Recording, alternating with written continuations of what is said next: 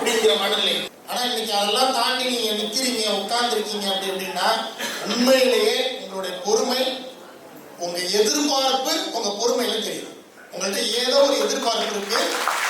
உறுதியா உங்க எதிர்பார்ப்பு பொய்யாகாது, உங்களுடைய நோக்கம் பொய்யாகாது. இந்த வருடம் இங்க வந்திருக்கிற அத்தனை பேருடைய வாழ்க்கையும் உறுதியா தலைமுறையை மாற்ற போற வருடமா இந்த வருடம் உங்களுக்கு அமைப்பு. எல்லா டிஸ்ட்ரிபியூட்டர்ஸ், லீடர்ஸ், எல்லா ரேங்க்ல இருக்க லீடருக்கும் என்னுடைய வாழ்த்துக்கள், பாராட்டுகள். நெட்வொர்க் மார்க்கெட்டிங் ஆரம்பிச்சீங்களோ தெரியாம ஏதோ உங்க வீட்டுக்கு வந்திருப்பாங்க அவங்க, திரும்ப திரும்ப திரும்ப திரும்ப வேற வழி இல்ல, யாரும் சேர்ந்தாதான் உருவாக கூட சில பேர் சேர்ந்திருக்கலாம். நீங்க தெரிஞ்சு நெட்வொர்க் ஆரம்பிச்சீங்களோ தெரியாம நெட்வொர்க் ஆரம்பிச்சீங்களோ, நீங்க முடிச்ச கொம்பு உளியங்கொம்பதான் நீங்க முடிச்சிருக்கீங்க. ரெகுலேஷன் ஆக்ட் வந்தாச்சு 2021ல. அரசாங்கம் சட்டமே கொண்டு வந்துட்டு நெட்வொர்க் மார்க்கெட்டிங் இந்தியாவில் முறைப்படுத்தப்பட்ட லீகலான சட்டபூர்வமான ஒரு தொழில் அப்படின்னு கொண்டு வந்தாச்சு. ஒரு நம்மெல்லாம் தெருக்கூத்தாடின்னு ரொம்ப கேவலமா பேசப்பட்ட ஒரு தொழில் தான் நடிப்பு தொழில். ஒரு காலத்துல அந்த தெருக்கூத்துன்னு சொல்லுவோம். அந்த தெருக்கூத்து என்னாச்சு, பாடமாக்கப்பட்டது. DFT, diploma in film technology, நடிப்பு துறை, நடிப்பு தொழில், நடிப்பு பாடம் அப்படின்னு வந்துச்சு. இன்னைக்கு இந்த தொழிலை அரசாங்கம் அங்கீகரிச்சு ரெகுலேஷன் கொடுத்து சட்டம் கொண்டு வந்து ஊக்குவிக்கிறாங்க. டைரக்ட் செல்லிங் பண்ணுங்க, நெட்வொர்க் மார்க்கெட்டிங் பண்ணுங்கன்னு நான் சொல்லல, இந்திய அரசாங்கத்துடைய அமைச்சர்கள் சொல்றாங்க. நீங்க யூடியூப்ல போய் பாருங்க, நிறைய இருக்கு, ஆர்டிகிள் எல்லாம் உங்களுக்கு போட்டு காட்டியிருப்பாங்க.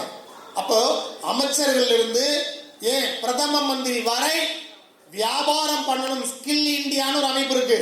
ஸ்கில் இந்தியாவில் மைலேஜ் ஸ்டைல் கம்பெனி டைப் பண்ணி மைலேஜ் ஸ்டைல் பண்ணக்கூடிய நம்ம ஸ்கில் இந்தியா, மத்திய அரசாங்கத்தோட ஒரு அமைப்பு ஸ்கில் இந்தியா.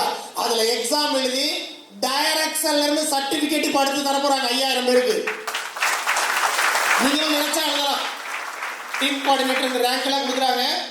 ஏற்கனவே 35,000 பேருக்கு சர்டிபிகேட் கொடுத்தாங்க.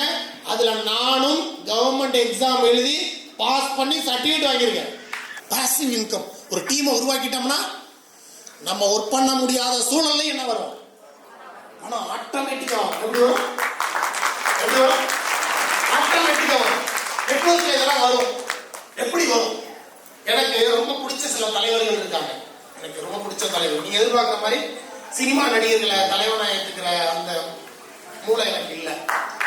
அது என்னன்னு தெரியல, அந்த அளவுக்கு பக்குவம் எனக்கு இல்லை, அறிவு இல்லைன்னு வச்சுங்களேன். என்னோட ஒரு தலைவர் ஒருத்தர் இருக்காரு, திருவள்ளூர். எங்க வீட்டு வாசல ஒரு பெரிய செலவு வச்சிருப்போம் இருக்கு. எனக்கு என்னன்னா திருவள்ளூர் மேல எனக்கு ரொம்ப பெரிய நம்பிக்கை. எல்லாத்தையும் இந்த ஆளு சொல்றாரு. ஒருவேளை நெட்வொர்க் மார்க்கெட்டிங்கை பத்தி இதை சொல்லியிருப்பாரோ அப்படின்னு நான் தேடி பார்த்தேன். அப்படி தேடி பார்க்கும்போது ஒரு திருக்குறள் கண்ணில் பட்டுச்சு. பாசிவ் இன்கம் பத்தி சொல்லியிருக்காரு. யாரா அந்த ஆளு, யாரா அந்த பையன், நான் தான் அந்த பையன், யாரா அந்த ஆளு, எல்லாத்தையும் சொல்றாரு, எல்லாத்தையும் சொல்றேன். பாசிவ் இன்கம் பத்தி சொல்லியிருக்காரு. நம்புறீங்களா? ஒரு குறள், ஆக்கம் அதர்வினாய் செல்லும் அசைவிலா ஊக்கம் உடையான் உலை.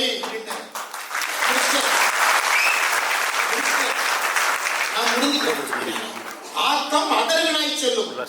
ஆக்கம்னா செல்வம், அதர்வினாய் செல்லும். அதர்வினாய் என்ன, ஆட்டோமேட்டிக்கா போண்டாங்க. எப்படி ஆட்டோமேட்டிக்கா ஆட்டோ பைலட் மோட்ல காசு வருங்கிற பாசிவ் இன்கம். அதான் பாசிவ் இன்கம். ஆக்கம் அதர்வினாய் செல்லும். யாருக்கு? அடுத்த வரியில் ஆன்சர் சொல்றாரு. என்னது? அசைவிலா ஊக்கம் உடையான் உலை. எவன் ஒருத்தருக்கு அசைக்க முடியாத ஊக்கம் இருக்கோ அவனுக்கு போண்டா செல்வம். அப்ப நான் கண்டுபிடிச்ச நெட்வொர்க் மார்க்கெட்டிங் பண்றதுக்கான தகுதி என்னன்னா ஊக்கம். யார் ஒருத்தருக்கு என்னால முடியும் அப்படிங்கிற மனம் இருக்கோ, படிப்பு, கல்வி, வயது, ஆண், பெண், ஜாதி, மதம் இல்ல, ஊக்கம்.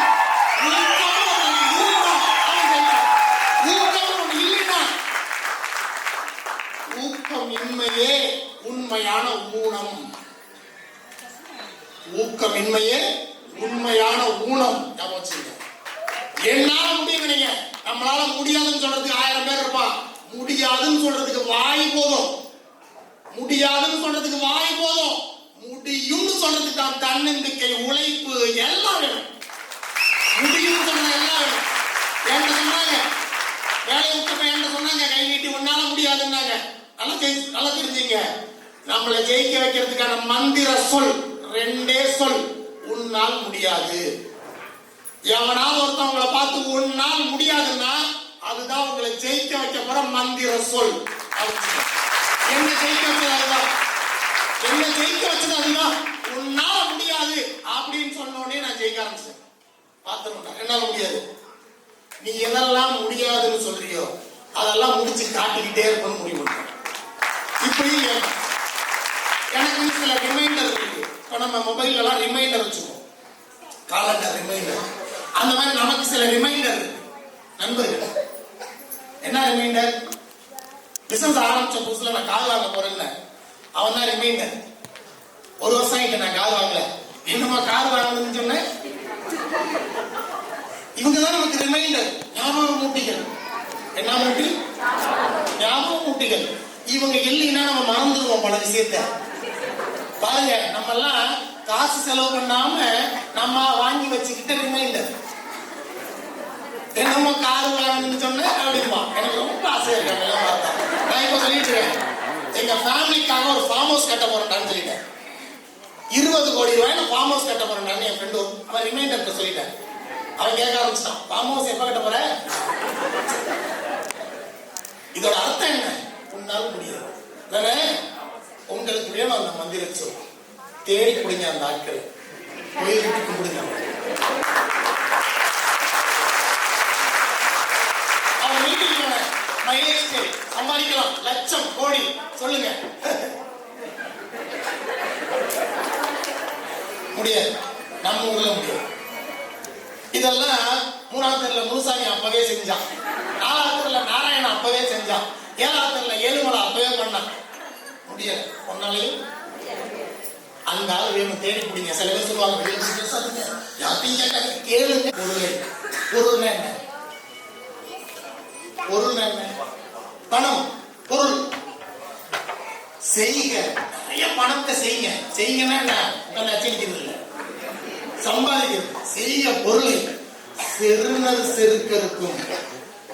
உங்க அகம்பாவமா ஒருத்தன் கிண்டல் பண்றான்ல, அந்த அகம்பாவத்தை அடக்கிற கூர்மையான ஆயுதம் எதுன்னா நீங்க சம்பாதிக்கிற பணம்னு சொல்லிட்டாரு. நமக்கு தான் சொல்லிட்டு போயிருக்காரு திருவள்ளுவர், நம்ம தாத்தா.